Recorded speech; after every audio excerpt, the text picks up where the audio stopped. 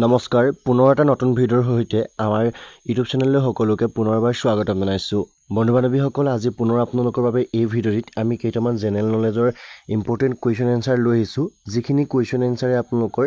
Assam gov exam প্ৰিপাৰেশ্যনৰ grade 3 আৰু grade 4 বাবে অতি সহায় কৰিব গতিকে বন্ধু বান্ধৱীসকলৰ বাবে আমি আগতেও বহুতো এনেকুৱা ধৰণৰ জেনেৰেল নলেজৰ কুৱেশ্যন লৈ আহিছিলোঁ গতিকে আপোনালোকে যদি সেইবিলাক ভিডিঅ' চোৱা নাই তেন্তে আপোনালোকে আমাৰ ডেছক্ৰিপশ্যনত থকা প্লেলিষ্টত গৈ আপোনালোকে আগৰ যিবিলাক পাৰ্ট আছিলে আপোনালোকে পাৰ্টবিলাক চাই ল'ব পাৰিব গতিকে বন্ধু বান্ধৱীসকল আজি এই পাৰ্টটোৰ কেনেধৰণৰ আপোনালোকৰ জেনেৰেল নলেজৰ কুৱেশ্যন এনচাৰ আছে সকলোখিনি চাব গতিকে ভিডিঅ'টো আপোনালোকে শেষলৈকে চাব অলপ স্কিপ নকৰিব চ' ফ্ৰেণ্ডছ আজি ভিডিঅ'টো পলম নকৰি ব'লক আজি ভিডিঅ'টো ইয়াতে আৰম্ভ কৰোঁ চ' বন্ধু বান্ধৱীসকল আজি আপোনালোকৰ প্ৰথমটো প্ৰশ্ন আছে which one amongst the following mobile theatre groups in the oldest commercial theatre অৰ্থাৎ নিম্নলিখিত থিয়েটাৰ দলসমূহৰ ভিতৰত আটাইতকৈ পুৰণি বাণিজ্যিক থিয়েটাৰ কোনটো ইয়াতে আপোনালোকৰ অপশ্যনবিলাক আছে কোহিনুৰ থিয়েটাৰ নটৰাজ থিয়েটাৰ আবাহন থিয়েটাৰ ভাগ্যদেৱী থিয়েটাৰ এই প্ৰত্যেকটো থিয়েটাৰৰ ভিতৰতে আটাইতকৈ পুৰণি যিখন আমাৰ কমাৰ্চিয়েল থিয়েটাৰখনৰ নামটো কি হয় চ' ইয়াৰ আপোনালোকৰ উত্তৰটো হৈছে option number B Natraj theatre হৈছে আটাইতকৈ পুৰণি থিয়েটাৰ যিখন আমাৰ কমাৰ্চিয়েল থিয়েটাৰ হিচাপে লোৱা হয় নেক্সট প্ৰশ্ন আছে 2 number what is the JAY stand for in ABPM JAY scheme অৰ্থাৎ আমাৰ ABPM JAY আঁচনি যিখন আছে সেই আঁচনিখনৰ JAY সম্পূৰ্ণ ৰূপটো কি হয় গতিকে এনেধৰণৰ আমাৰ যিখিনি স্কিম থাকে স্কিমবিলাকৰ ফালৰ পৰা আপোনালোকৰ কিছুমান শব্দৰ সম্পূৰ্ণ নামটো পৰীক্ষাত অহা দেখিবলৈ পোৱা যায় গতিকে এইটো কুৱেশ্যন আপোনালোকে ভালদৰে মনত ৰাখিব যে যিটো ABPM JAY স্কিম আছে সেই ABPM JAY স্কিমটোৰ JAY সম্পূৰ্ণ ৰূপটো কি হয় ইয়াতে আছে আপোনালোকৰ জীৱন সমৃদ্ধি যোজনা জীৱন আৰোগ্য যোজনা জন অটল যোজনা আৰু জীৱন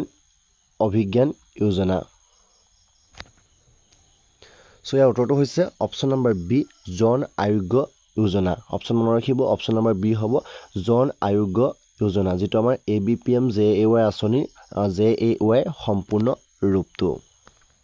তাৰপিছতে কুৱেশ্যন নম্বৰ 3 আছে which state is known as the bread basket of India অৰ্থাৎ কোনখন ৰাজ্যক ভাৰতৰ ব্ৰেড বাস্কেট বুলি জনা যায় অপশ্যন আছে মধ্যপ্ৰদেশ মহাৰাষ্ট্ৰ বিহাৰ পঞ্জাৱ কোনখনক ভাৰতৰ ব্ৰেড বাস্কেট হিচাপে জনা যায়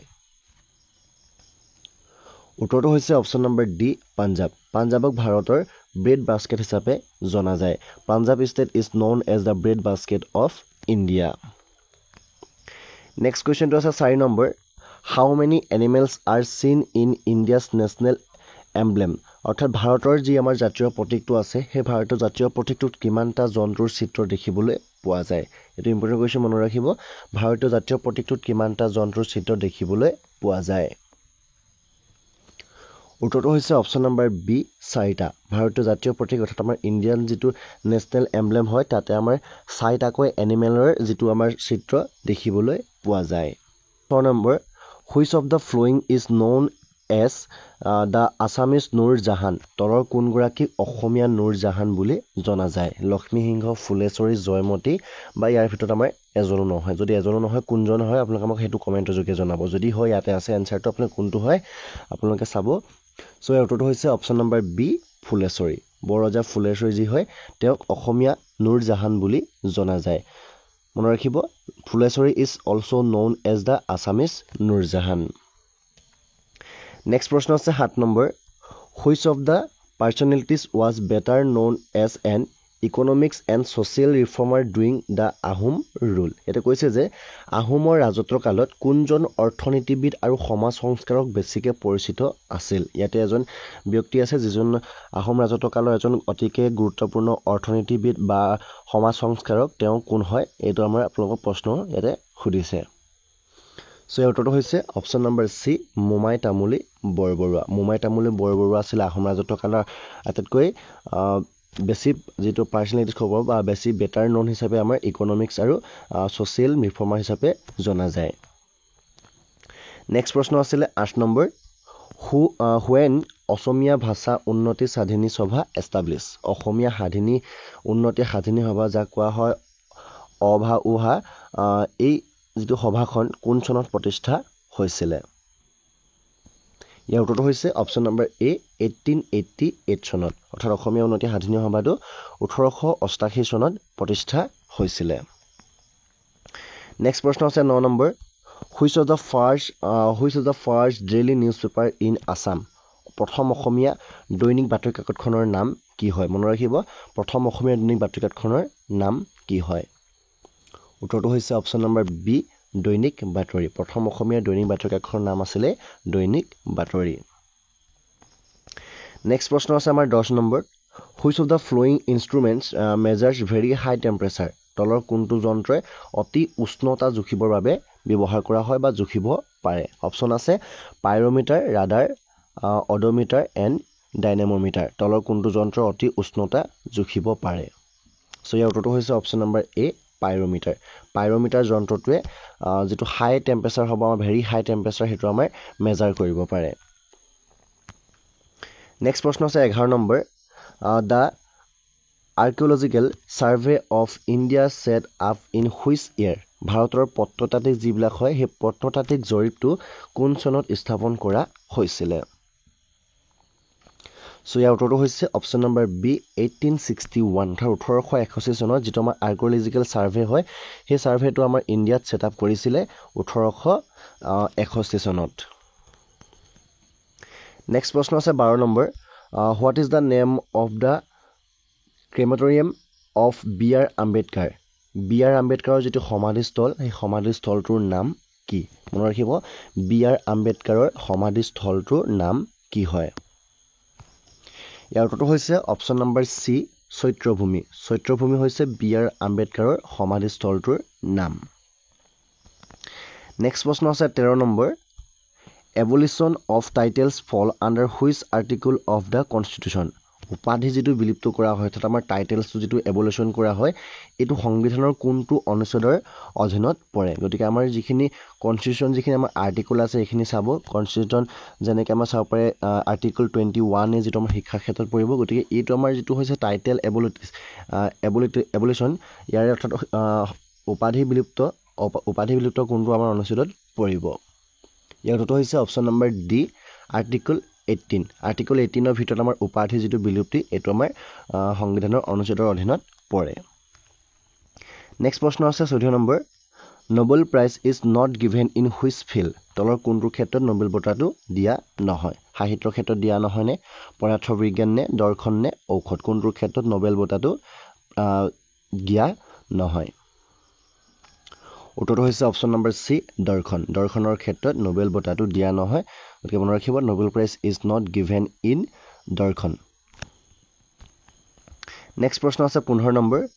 which of the following people is related to Haldighati তলৰ কোনজন ব্যক্তি হালদিঘাটৰ সৈতে সম্পৰ্কিত হালদিঘাটৰ ৰণৰ বিষয়ে চাব অলপমান হালদিঘাটৰ ৰণ যিখন হৈছিলে ইয়াৰ লগত কোনজন ব্যক্তি তলত উল্লেখ কৰা সম্পৰ্কিত আছে বা ৰিলেটেড আছে উত্তৰটো হৈছে option number C Maharana Pratap হালদিঘাটৰ লগত সম্পৰ্কিত নেক্সট আছে আমাৰ 16 number the process of determining the age of plants is call উদ্ভিদৰ যেটো বয়স নিৰ্ণয় কৰিবৰ কাৰণে তলৰ কোনটো প্ৰক্ৰিয়া কয় বা উদ্ভিদৰ বয়স নিৰ্ণয় কৰা প্ৰক্ৰিয়াটোক কি বুলি কোৱা হয় মনত ৰাখিব উদ্ভিদৰ বয়স নিৰ্ণয় কৰা প্ৰক্ৰিয়াটোক অপশ্যন নম্বৰ সি ডেন্ড্ৰক্ৰনলজি বুলি কোৱা হয় যেটো নিম্ন জনসংখ্যা থকা ৰাজ্য কোনখন হয় উত্তৰটো হৈছে অপশ্যন নম্বৰ সি ছিকিম হৈছে ভাৰতৰ সৰ্বনিম্ন জনসংখ্যা থকা এখন ৰাজ্য which layer of the atmosphere do aeroplane fly in বায়ুমণ্ডলৰ কোনটো স্তৰত বিমান উৰি যাব পাৰে বায়ুমণ্ডলৰ যেটো স্তৰ আছে আমাৰ থাৰ্মস্ফিয়াৰ টপস্ফিয়াৰ মেছস্ফিয়াৰ এক্সোস্ফিয়াৰ এনেকৈ স্তৰবিলাক আছে সো ইয়াৰে কোনটো স্তৰত আমাৰ যিবিলাক এৰোপ্লেন বিলাক ফ্লাই কৰিব পাৰে অপশ্যন মনত ৰাখিব অপশ্যন নম্বৰ বি হ'ব শুদ্ধ উত্তৰ টপস্ফিয়াৰ যেটো আমাৰ স্তৰ আছে বা যেটো লেয়াৰ আছে তাতে আমাৰ এৰোপ্লেন বিলাক উৰি যাব পাৰে তাৰ পিছতে 20 নং কোৱেশ্চন আছে who was the first Assam valley literary award winner প্ৰথম অসম উপত্যকা সাহিত্য বঁটা বিজয়জনৰ নাম কি হয় প্ৰথম অসম সাহিত্য উপত্যকা বঁটা লাভ কৰা ব্যক্তিজনৰ নাম কি হয় উত্তৰ মনত ৰাখিব option number D Bhabendranath Saikia আৰু ভবেন্দ্ৰনাথ শইকীয়াৰ ওপৰত যেটো গ্ৰেড 3 আহিছিলে প্ৰশ্ন এটা যে শান্তশিষ্ট হুষ্টপুষ্ট